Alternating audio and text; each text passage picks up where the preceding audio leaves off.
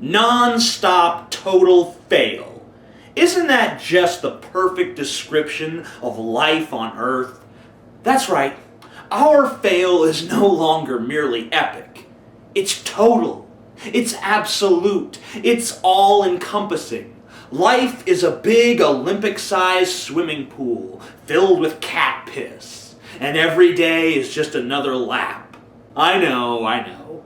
There's a contingent of whiners in my audience who will assure me that life is wonderful and life is grand. Life's just a big old happy party. La la la la la la la. What about puppies? Puppies, they're so cute and they're adorable and they jump up on you and they lick you. Puppies are great. I agree. Puppies are wonderful.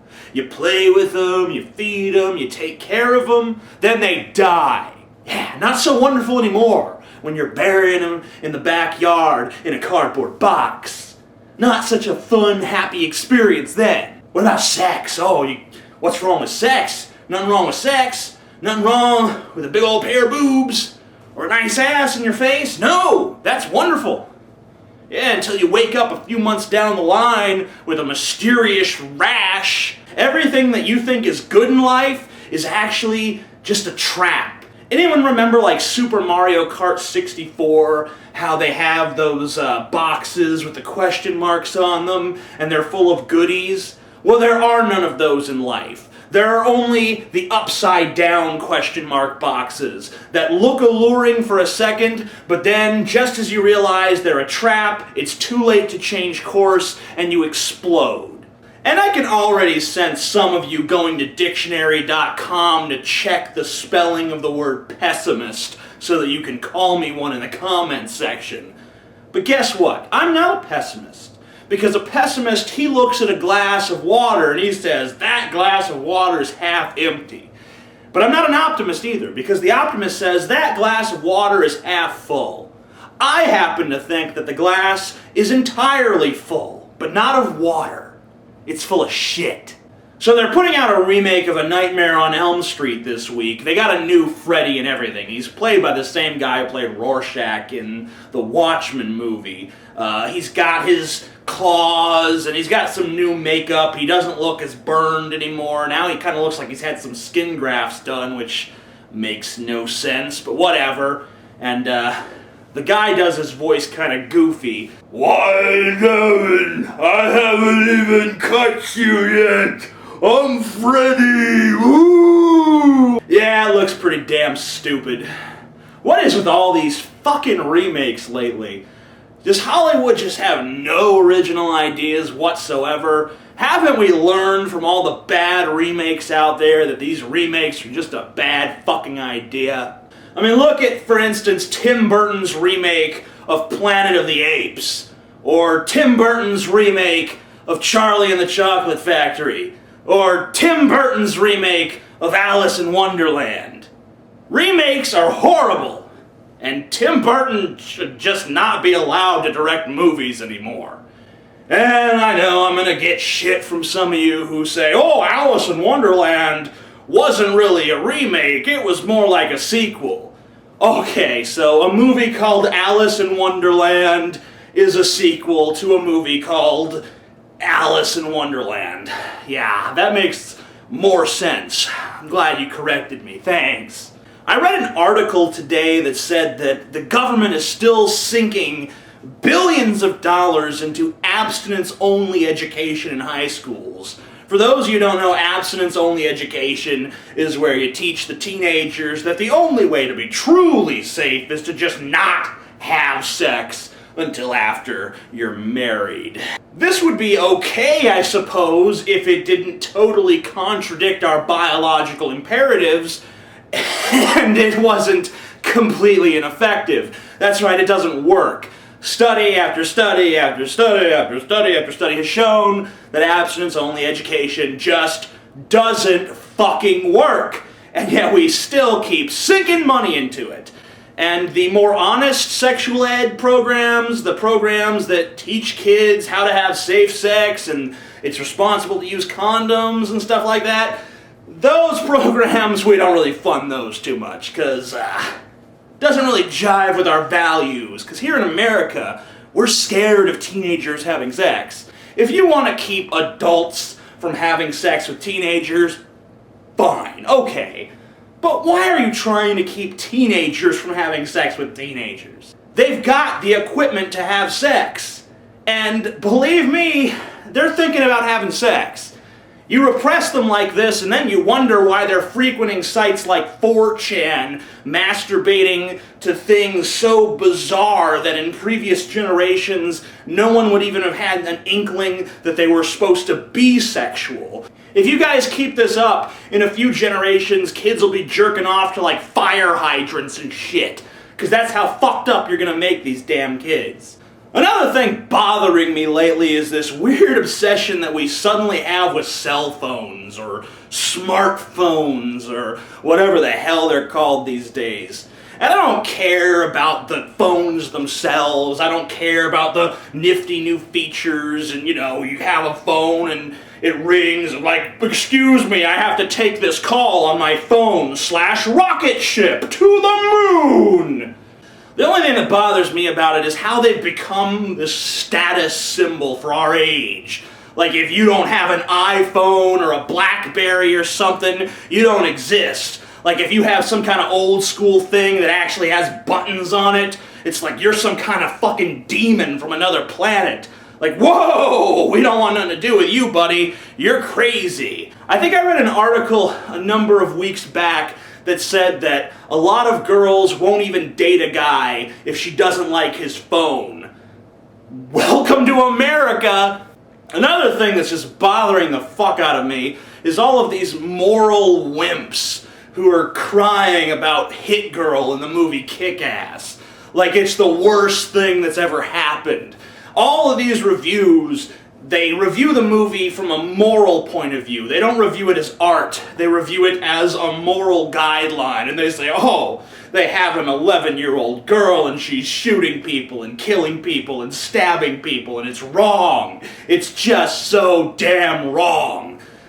And meanwhile, I mean, these negative reviews are more effective than the positive reviews for driving traffic to the movie, because as soon as I was reading that, I'm like, I gotta see this movie. I want to see an 11-year-old girl kill people, because my life is empty, and that's the sort of thing I need to see.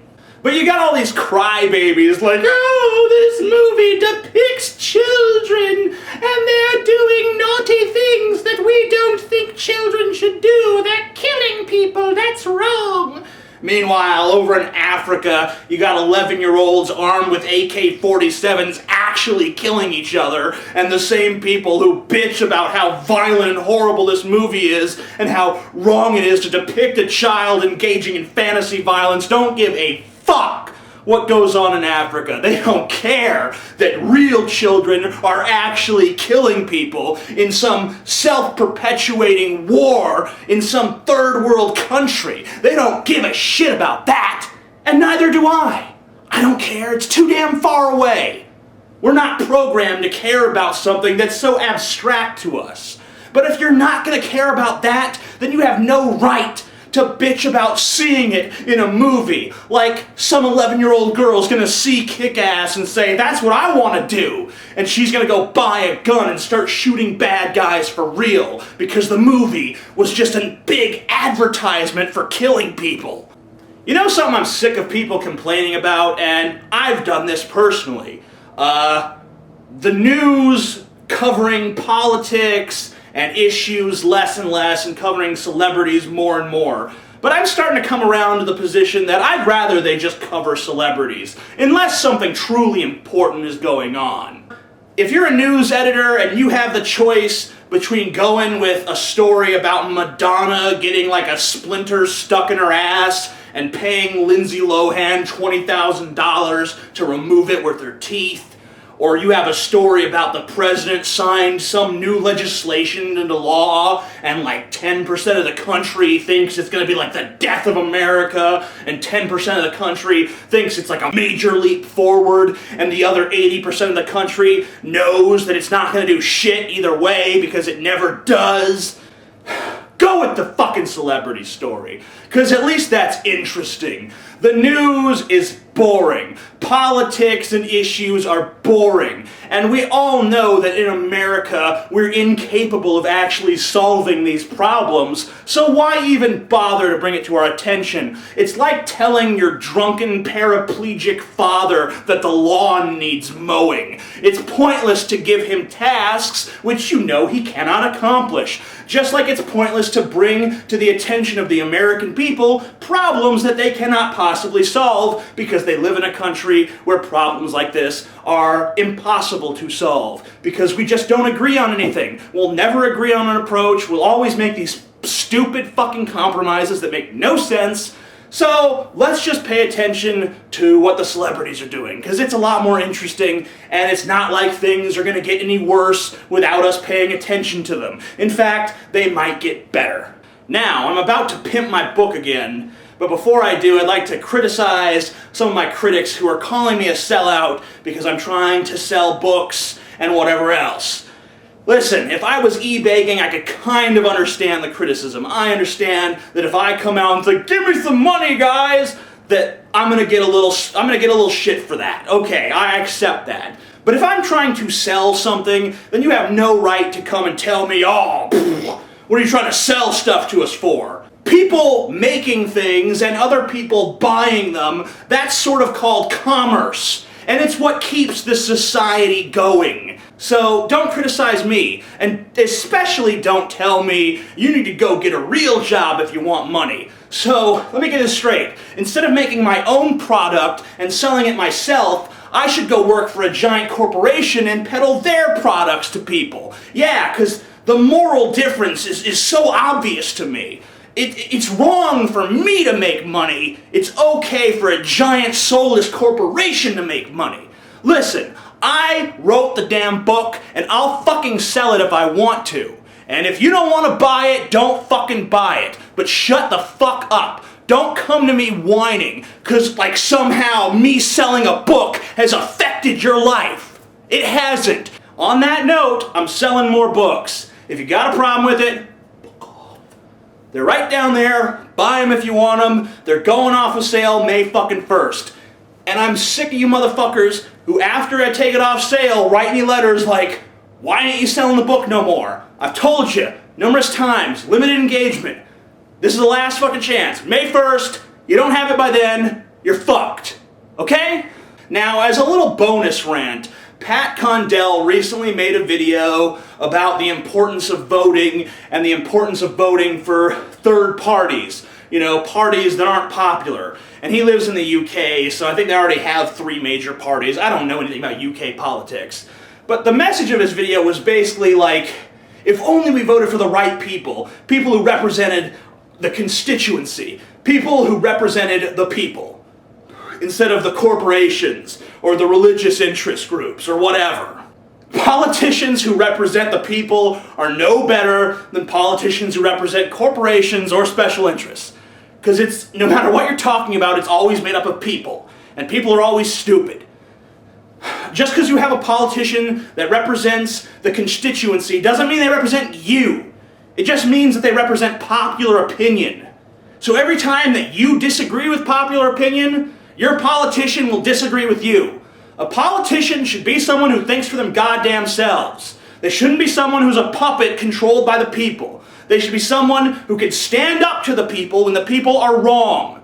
So Pat Condell, I like you, but your video is shit. I'm the Amazing Atheist. Peace the fuck out.